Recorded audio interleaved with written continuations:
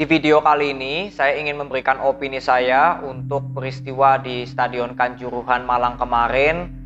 Secara pribadi, saya turut berduka cita atas meninggalnya para korban.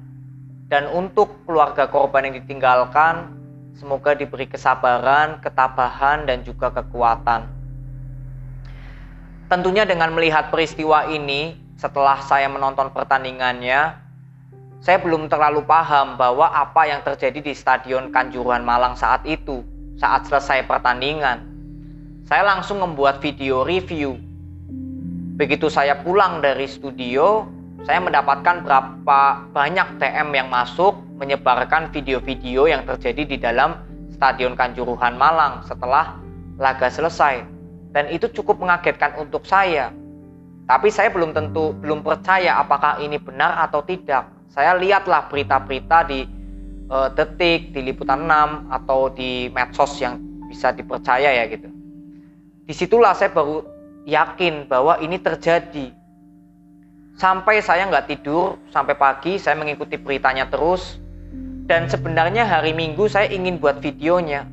Tapi kesedihan saya ini nggak mampu membuat saya ini bergerak. Sangat lemas, jujur lemas banget. Lemas banget melihat kejadian ini.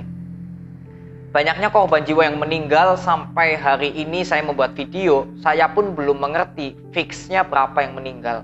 Terakhir saya baru melihat 150 yang meninggal. Tapi di sini yang saya ingin bahas bukan masalah rasa kesedihan inilah. Walaupun ini masih membekas dalam hati saya, tapi saya nggak ingin membahas ke situ.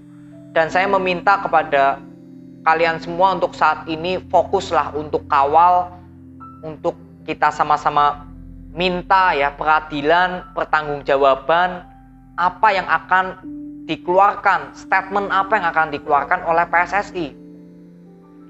Jadi kita mulai saat ini fokuslah kepada kasus selanjutnya ya, atau perkembangan selanjutnya dari kasus ini seperti apa. Jadi kita sejenak mulai jangan terlalu banyak menjadi provokator untuk memberikan opini-opini yang memang bukan berdasarkan fakta, lalu mengirimkan foto-foto yang korban yang meninggal ya tolong di stop dulu. Karena untuk saat ini yang dibutuhkan adalah mengumpulkan banyaknya bukti-bukti atau kesaksian-kesaksian dari penonton-penonton yang hadir di stadion sana, dan mungkin bisa menceritakan di akun-akun media sosial yang memang terkemuka ya di Indonesia. Bisa diceritakan ke sana, atau Mata Najwa yang sudah memberikan himbauan jika memiliki video atau kesaksian, kalian bisa langsung menghubungi WhatsApp yang sudah diberikan oleh timnya Mata Najwa ya. Jadi ini langkah yang cukup bagus dan kita tentunya mendukung.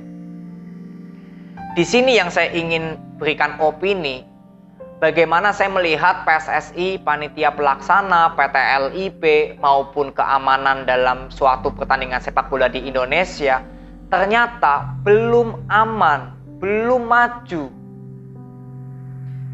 Sebenarnya tanda-tanda ketika penonton boleh hadir lagi ke stadion, ini sudah terjadi berapa kali kejadian yang merenggut nyawa.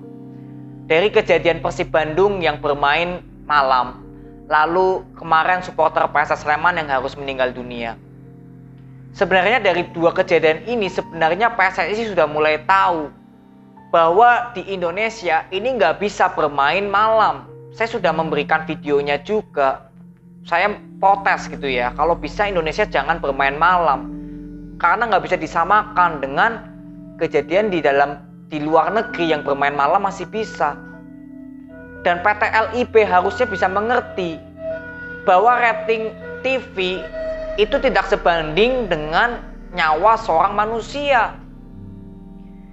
Kalau memang rating TV tidak bisa memberikan jam tayang kepada sepak bola Indonesia, walaupun itu pertandingan besar, disinilah PT LIB harus bisa memberikan keputusan yang tegas.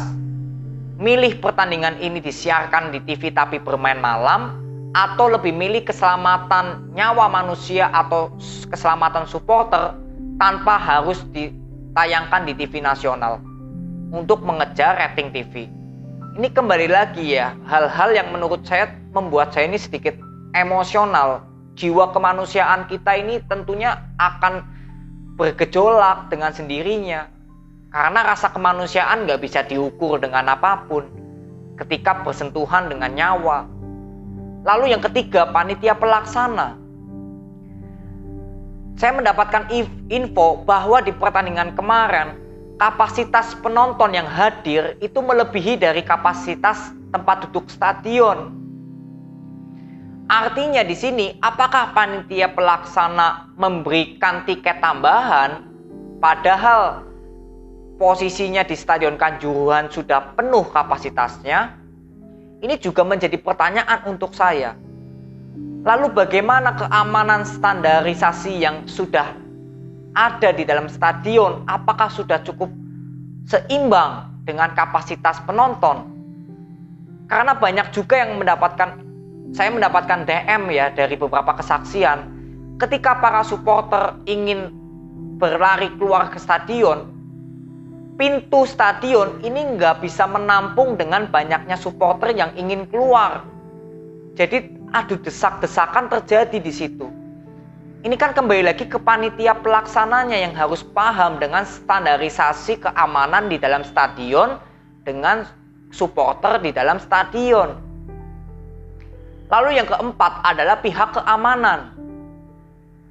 Apakah pihak keamanan mengerti bahwa gas air mata itu tidak boleh terjadi di dalam pertandingan sepak bola untuk menghindari kericuhan, adu supporter? Ini kan yang menjadi perdebatan di kita semua. Kok bisa ada gas air mata terjadi di dalam stadion sepak bola Indonesia? Dan imbasnya banyak sekali anak-anak atau mungkin ibu-ibu yang gak ngerti apa-apa harus terkena gas air mata. Bahkan mungkin banyak orang yang hanya duduk melihat kericuhan terjadi di lapangan justru ikut kena juga dengan efek gas air mata. Dan akhirnya panik, ikut berlari-lari. Dan ada info juga pintu stadion pada saat itu tertutup.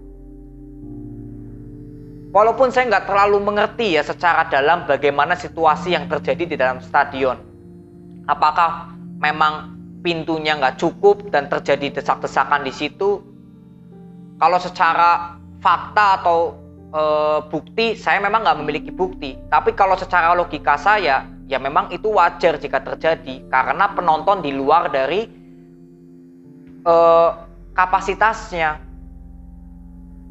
Dan di sini pihak keamanan ketika menyemprotkan gas air mata, terjadilah banyak argumen bahwa di sini kesalahan kepada pihak keamanan yang membuat gas air mata ini bisa terjadi di dalam stadion sepak bola. Dan tentunya pihak keamanan memiliki SOP-nya sendiri. Apakah gas air mata ini nggak boleh ada di dalam pertandingan sepak bola ini sudah diketahui oleh keamanan atau belum? Nah, ini kan pertanyaannya. Dan ini berhubungan dengan panitia pelaksananya juga. Tentunya PT LIB juga. Dan ini diketuai oleh di PSSI. Ini semua berkaitan. Maka dari itu saya ingin memberikan opini bahwa saya ingin mendengarkan gitu ya, statement apa yang akan diberikan satu persatu oleh elemen-elemen yang tadi saya sudah sebutkan, PSSI, PT LIB, Panpel, dan juga keamanan. Walaupun di sini memang tidak ada sebab akibat yang terjadi ya, pastinya ada sebabnya karena adanya supporter dari Arema yang masuk ke stadion, yang akhirnya di situ timbullah terjadi provokasi lah, intinya terjadi kesalahpahaman atau apapun itu, saya kurang paham, tapi intinya karena adanya supporter yang masuk ke lapangan dulu, itu awal mula terjadinya kerusuhan.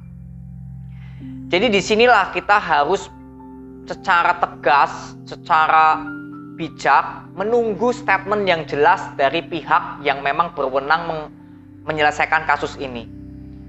Artinya kita jangan terlalu mengambil kesimpulan terlalu dini. Kita juga akan lihat apa yang akan ditemukan oleh pihak kepolisian maupun PSSI, PT LIB, panitia pelaksana. Ini akan memberikan statement apa, dan itulah yang kita tunggu. Yang pertama itu. Yang kedua, apa yang akan diambil setelah PSSI sudah mengetahui semuanya hasil investigasi? Apa yang akan dilakukan oleh PSSI? Adil tidak dengan banyaknya korban jiwa yang meninggal? Inilah yang perlu kita kawal. Sekarang kita fokuslah kedua hal ini. Yang pertama, investigasi dulu di lapangan. Setelah itu mendapatkan hasilnya, baru kita lihat pertanggungjawaban dari PSSI ataupun elemen-elemen lainnya bisa nggak kita terima, atau sesuai nalar logika kita, sesuai dari fakta yang banyaknya kesaksian-kesaksian dari para penonton yang hadir di stadion itu, sesuai nggak omongan mereka dengan hasil dari investigasi.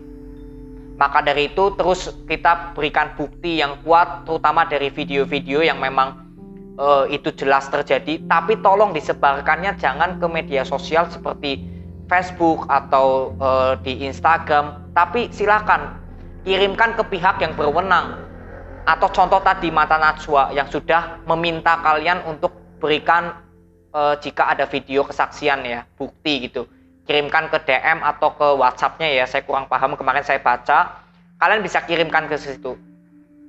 Jadi kita dukung juga Mata Najwa, semoga bisa memberikan jalan keluar atau mencari keadilan dalam sepak bola Indonesia.